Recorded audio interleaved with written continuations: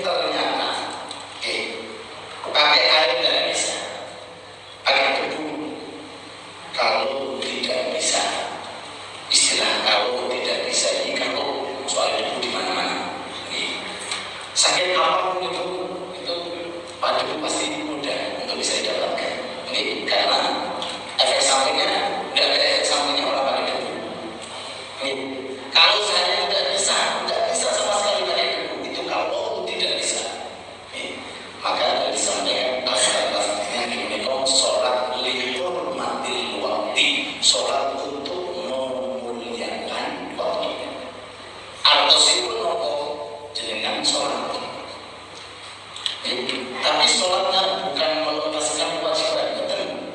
Kewajiban tesih, kewajiban sholat dikatakan sah harus ada air, harus ada. Kalau tidak ada tayamum, kalau nggak ada air, nggak ada tayamum, bagaimana kita mau sholat? Persyaratannya harus suci dalam keadaan kita masih dalam keadaan ada hadas, tidak pakai air, tidak pakai debu, kok sholat betul. Tapi sholatnya namanya lihurmatil wakti, jaga waktu. Faedahnya apa? Disampaikan. Jagai panggilan. Mudah-mudahan kita panjang umur semuanya. Jagai panggilan.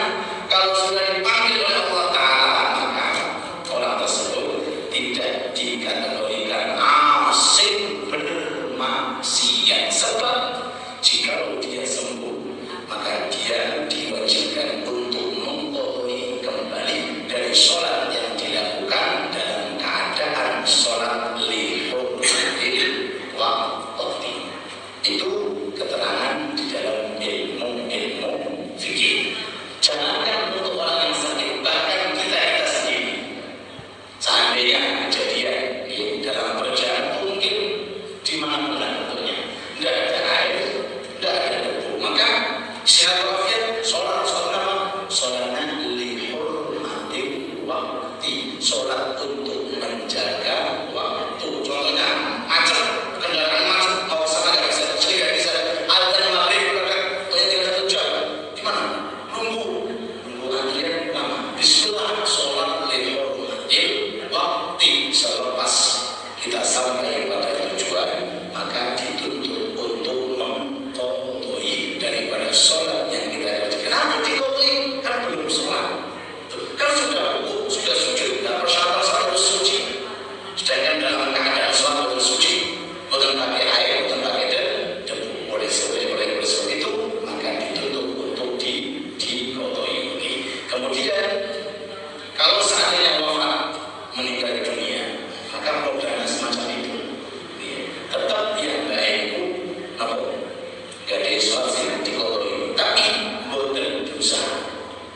Beten kalian yang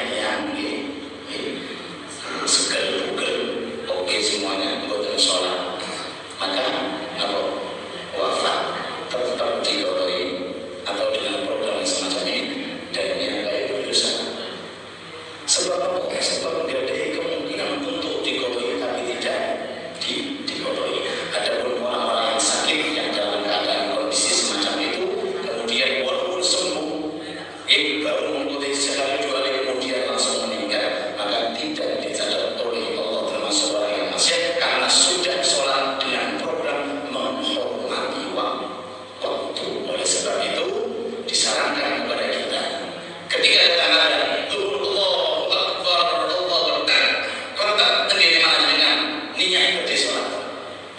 Dalam posisi dalam kendaraan, nanti sampai rumah sekian jam 2,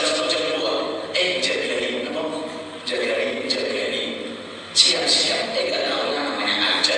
Kalau kita sudah seperti itu, maka tidak tercatat oleh Allah Subhanahu wa Ta'ala termasuk orang yang bermaksiat. Atas kesimpulannya, sholat harus ditegakkan dalam keadaan apapun.